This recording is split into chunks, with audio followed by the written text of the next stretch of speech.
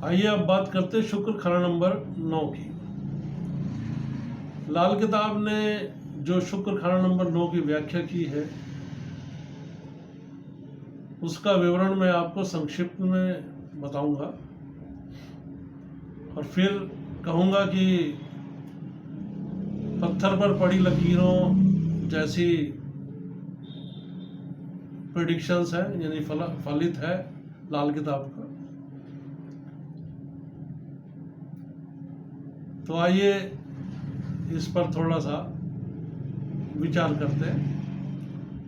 लाल किताब कहती है शुक्र खाना नंबर 8 वाले जातक के लिए कि इसका जो परिणाम है वो काली मिट्टी की काली आंधी यानी मंगल बद। अब मंगल नेक और मंगल बद की व्याख्या वो मैंने एक अलग वीडियो में की हुई है, जिसे आप देख सकते हैं।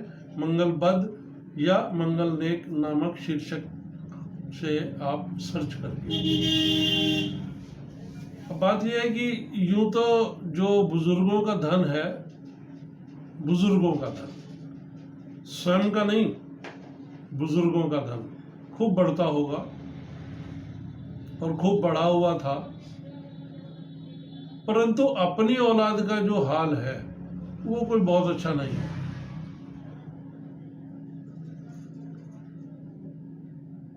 मर्द और दौलत यानी पैसा, ये जिसे माया कहते हैं, वो कभी ज़्यादा इकट्ठे नहीं हो सकते।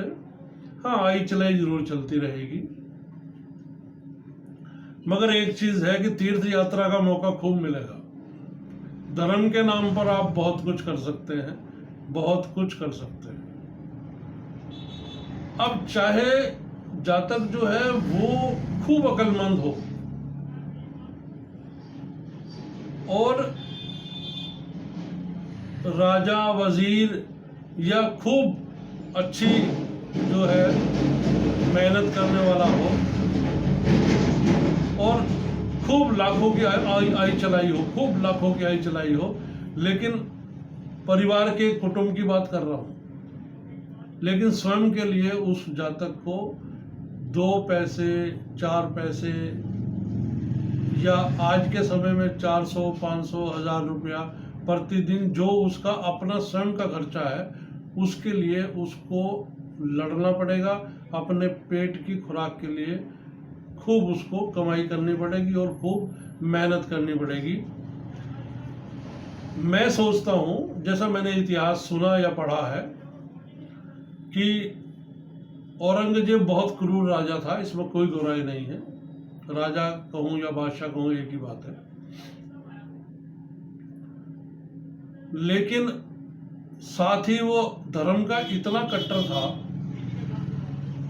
और ग्रहों की चाल के अनुसार मैंने ये आइडिया लगाया कि उसका शुक्र खाना नंबर 9 में था, इसीलिए मंगल बद था उसका।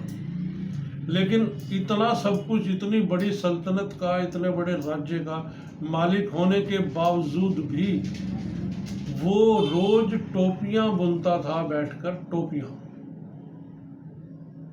और वो टोपी जब बाजार में जब बिकती थी तो उससे जो कमाई होती थी वो उसका खाना खाता था, उससे खाना खाता था। तो ये मेरी सोच है, जो मैंने पढ़ा या सुना है मैंने। तो मैं ये सोचता हूँ कि ऐसे इतना बड़ा राजा होने के बावजूद भी खुद कमाई करके, चाहे वो उसकी सोच ये रही हो कि मैं धार्मिकता का काम कर रहा हूँ और खूब उसने अत्याचार भी किए, लेकिन वो एक अलग सब्जेक्ट है। पर मैं ये सोचता हूँ कि इससे जुड़ा हुआ, थोड़ा सा इससे जुड़ा हुआ है और मंगल बद भी है और वो खुद भी पैसे वाला भी है, लेकिन खुद अपनी जीवन यापन के लिए वो टोपी बुनकर गुजारा कर रहा है। तो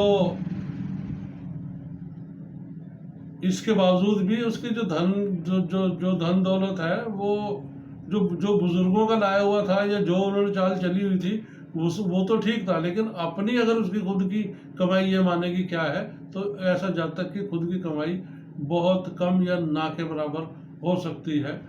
और यदि ऐसे में ऐसा जातक 25 वर्ष की उम्र में शादी कर लेता है, तो आप ये समझिए कि आने वाले जो शादी के बाद के 3 वर्ष हैं उसमें सारी कहानी खराब हो जाएगी, सब कहानी खत्म हो जाएगी। एक भी चीज़ उसके जीवन यापन के लिए, उसके सुख सुविधा के लिए उसके पास नहीं बचेगी और उसकी गृहस्थी के जो हालात हैं वो बहुत बहुत बहुत खराब हो जाएंगे। अब यदि चंद्रमा या मंगल साथ हो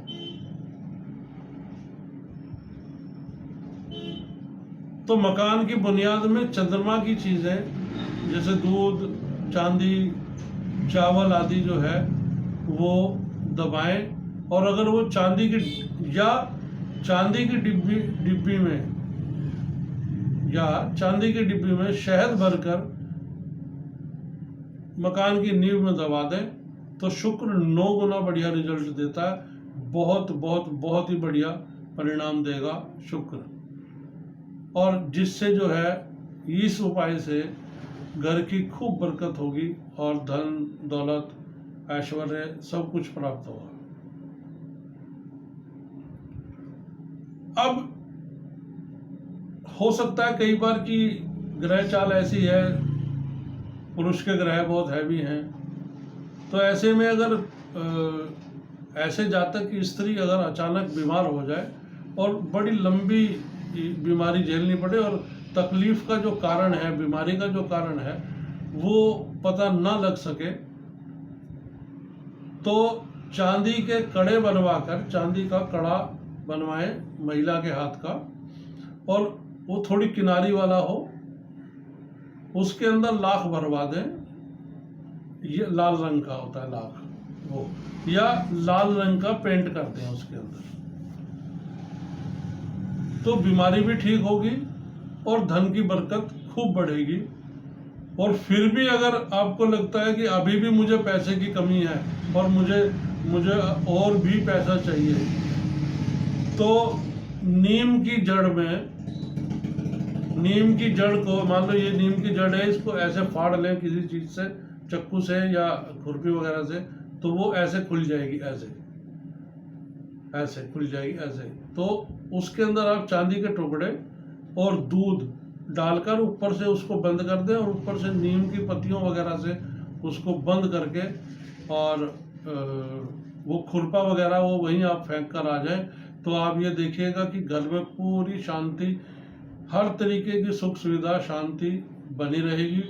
हाँ, इसमें एक चीज़, एक विशेष बैरिकेड कहूँ या जिसे मैं रुकावट कहूँ, वो ये है, या दिशा निर्देश ये हैं कि पत्नी जो है वो खजांची नहीं स्थापित करनी है आपने। पैसे का सारा लेन देन आपके हाथ में होना चाहिए। पत्नी को जो जरूरत, जितनी ज़रूरत है आप उसे दे सकते हैं। सारी कमाई पत्नी के हाथ में रखना वो बहुत नुकसानदेह होगा।